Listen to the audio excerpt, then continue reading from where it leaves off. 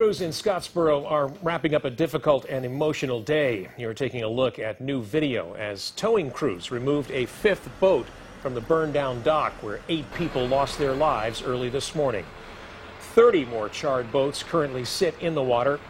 And some good news tonight. The Jackson County Sheriff's Office says at this point they do not believe there are any additional victims from this fire.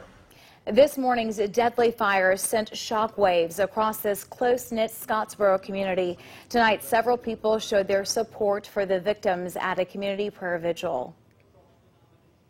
They have lost loved ones, they have lost relatives, they have lost homes and possessions. Our heart tonight is broken for them. Thank you for joining us tonight. I'm Naja Sherman. And I'm Dan Schaefer. We have team coverage for you tonight on this deadly fire. WAAY 31 Stephen Dilsizian talked with first responders about the lengthy cleanup process ahead. But we begin with WAAY 31's Megan Reyna, who was at tonight's vigil, and she shows us how neighbors are supporting each other through grief after a day of tragedy. It was a moment of solidarity right behind me inside this church, and even though this vigil was put on last minute, several community members came out here to pay their respects and lean on each other.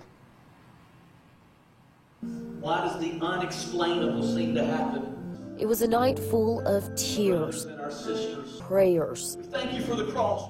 and reflection. Devastating, that something like this would happen in our community. Pastor Brett Hoagland put together this vigil for a community he says needs healing.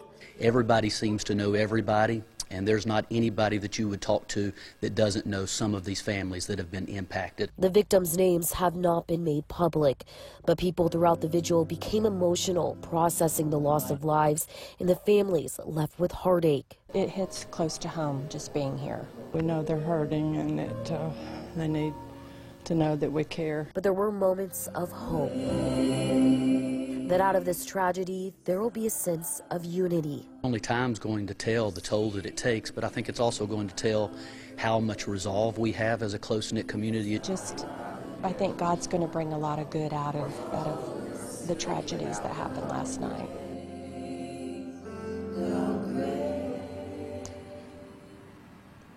Hoagland says he's reached out to first responders to see what his church can do to help them.